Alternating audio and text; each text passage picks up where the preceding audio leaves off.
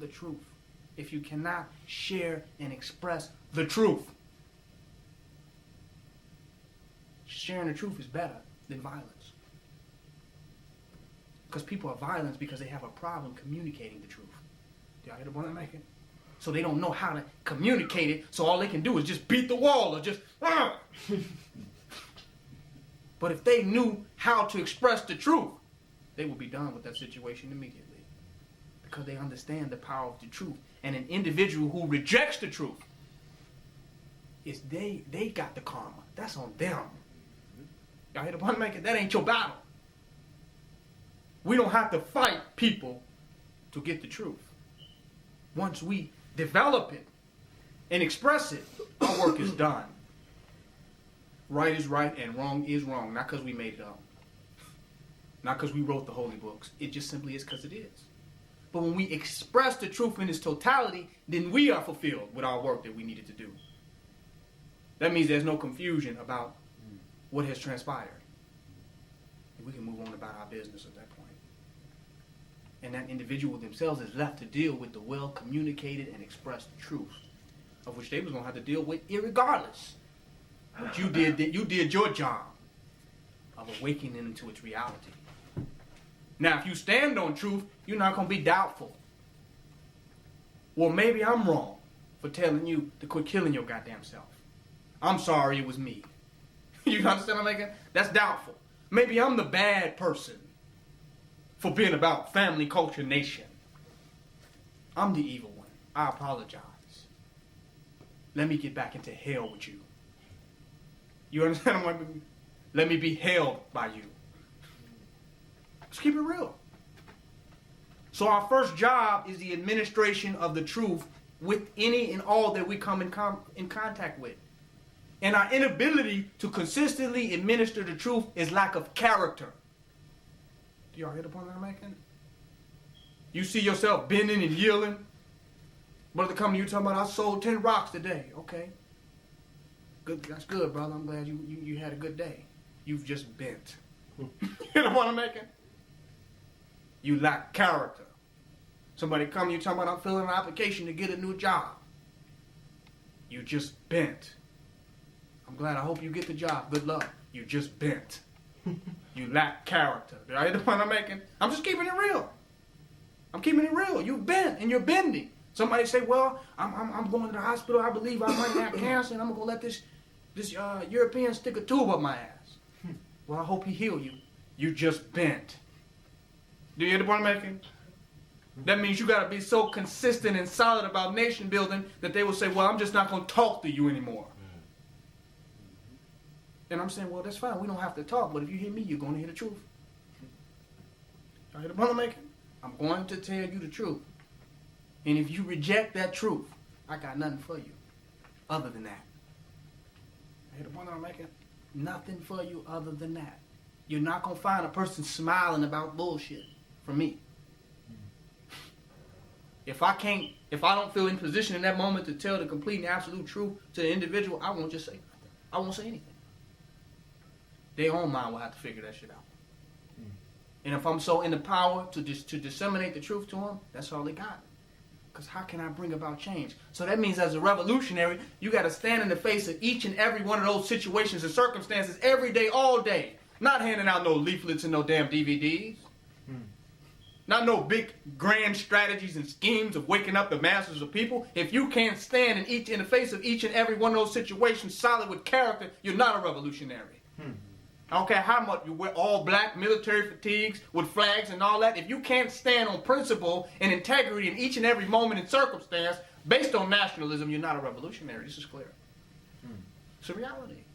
That's the real revolution. Stand when people arguing with me, I shut them down.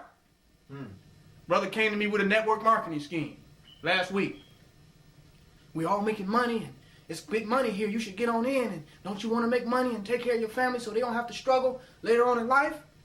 You can get on in and make billions of dollars. You get you a BMW. I said, first of all, coon, there's always going to be struggle because that's what develops character and strength. He who don't want to struggle might as well dig a damn grave now and lay in it. You understand what I'm making? So you will not escape struggle. And if you think you're going to remove your children from struggle, you will have homosexuals. They must be fortified by life experience, and they will have their own struggles, which hopefully you have given them the wisdom and laid the foundation for them to build character by way of their experiences. They won't escape struggle. So I don't care how many millions of dollars you got, your children will not escape struggle and challenges in life. We all have them. And we all will continue to have them. The best thing you can do is try to help equip them to deal with those struggles. But they're coming. They're coming. And anybody who thinks they're not, you're not ready. Challenges are coming. Show us we stand on this earth. So I said, none of your materialistic and capitalistic ventures are going to help remove your children from struggle. That's true. He said, it's struggle. The plane needs resistance to fly out of his own mouth. Ain't no plane flying without no resistance. So resistance helps the plane fly. I said, that's deep. I said, first of all, I'm not going to work for nothing where the white boy is going to benefit off of my activity. I said, let's get together and network, Jack. Me and you. Come on, brother. Let's network. I'm not networking under no white man's pyramid because the white man didn't build no goddamn pyramids. Now he coming with a pyramid scheme. You didn't establish the first. You don't know nothing about pyramids. And now you coming to me with a network pyramid marketing scheme? Come on. I'm not working so no European at the top of some pyramid where he don't belong because we're the real pharaohs can make money off everything I do and all my network and my people. I said, can we do anything, brother, without the white boy making money off of what we're doing? He's still the White House, in the big White House, and we working down at the bottom of the plantation in some pyramid scheme. It made sense to him. It made sense to him right at that point. I said, it's time now for us to benefit fully off of everything that we do and stop empowering the white boy through our actions so he can use all of the energy that we gave him against us to shut us down. Because the little cut that he getting off is the one he going to use to fund the forces that's coming against us when we build up our own thing. It's a reality. We take 2 and give him 10. Take 2 and give him 10. Take 2 and give him 10. And all them 10s, he used them to fund the military to shut us down with our little tools. So we cannot no longer give energy that's going to aggrandize the white supremacist institution. Shut him down with that. He comes back the next day. Bring another dude with him. This dude felt the energy of solidarity and character to such a degree he didn't even open his mouth about it. Literally. The dude knew that he was in the presence of a person who was absolutely clear. Those battles are happening all the time. When you see an individual coming up to you, you should see, the battle is on now. You know what I'm making? That's what you should be thinking. It ain't a regular day. It ain't just an ordinary day. There's nothing ordinary about the day. The battle is on. And if you think it's no battle, he's picking your pocket. Not your physical monetary pocket, but your conscious pocket. You know what I'm making? He's coming out of them secure reserves. So we must know that the battle is on. And that's revolutionary to stand those battles. But some of us get weak. We get weak in the face of certain challenges because we feel like we have more to lose than gain. Brother find a beautiful sister, very attractive, totally on capitalism. Well, if that's what you want to do, honey, bullshit. Get the devil's dick out of your mouth. I can lose that relationship because I will come out and tell her. There's no amount of mascara that you can put on. No amount of wigs or perms that you can put in your head that will turn me from black nationalism.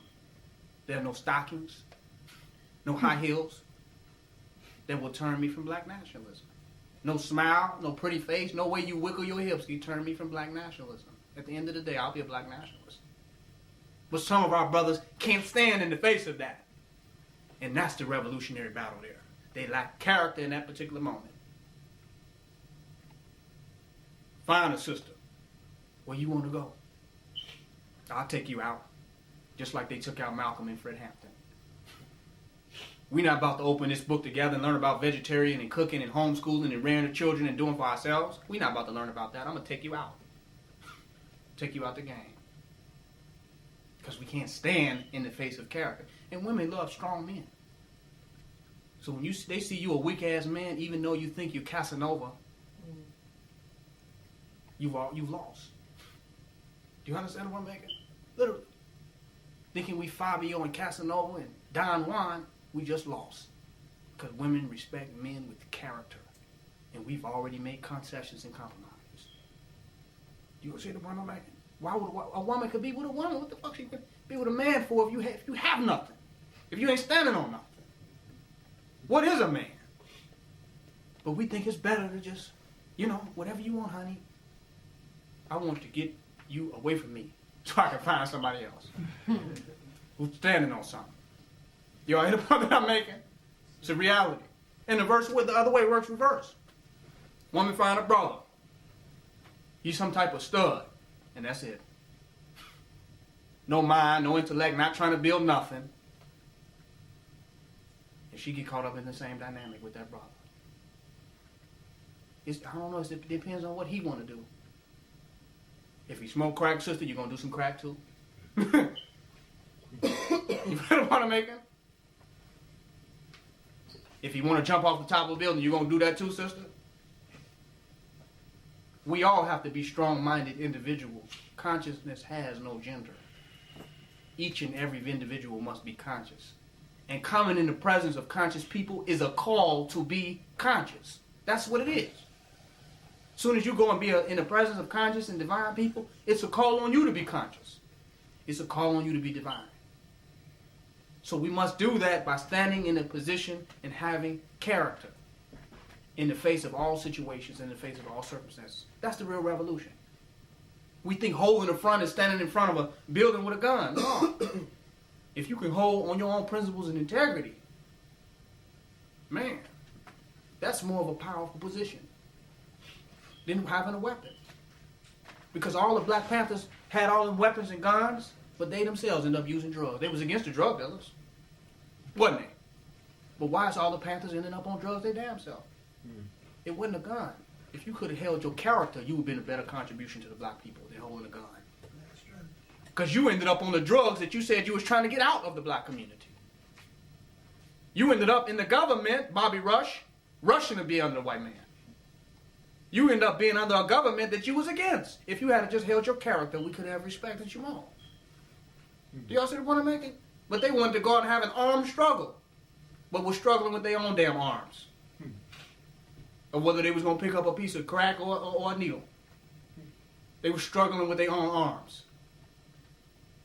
So if we hold the character and understand what the real position is, then we don't get caught up into all the sensationalism. And we stand the test of time. All these little fly-by-night movements. People don't know what they're going to have to go through.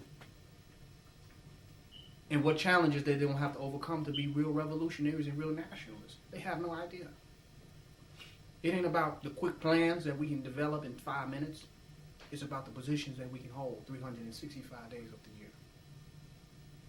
And we being challenged even when we don't know we are. We worry about getting stopped by the police. But we getting stopped by associates. We getting stopped through associations. I think we should go ahead and start this homeschool program and teach all of our children. I don't think we can do that. You just got stopped. I think we can go ahead and feed all the people in our community. Why would we want to do that? You just got stopped. You see the one making? I think we can start a real estate ministry and house all of our people and take back our land. Now, why would you want to do that? Just got stopped. So it's my whole point in this lecture was letting people know that the revolution is not out there with some mysterious enemy. It's the everyday confrontations that we deal with on a continuous basis that we must hold the fronts with that, on those different battles and on those different struggles. And holding that, then we begin to subtly begin to turn the people among us into the nation. Do y'all get the point I'm making? Subtly, the people start becoming more and more nationalistic. Now we lose some fronts because their ignorance is temporarily stronger than our knowledge. So we lose a few fronts. But as we keep going at it, it begins to change. Do you understand what I'm making? It begins to change and we keep working at it. And those same people that were disagreeable 2 years from now are completely on nation building. So that means we've transformed households We didn't have little groups sitting up in some church or something.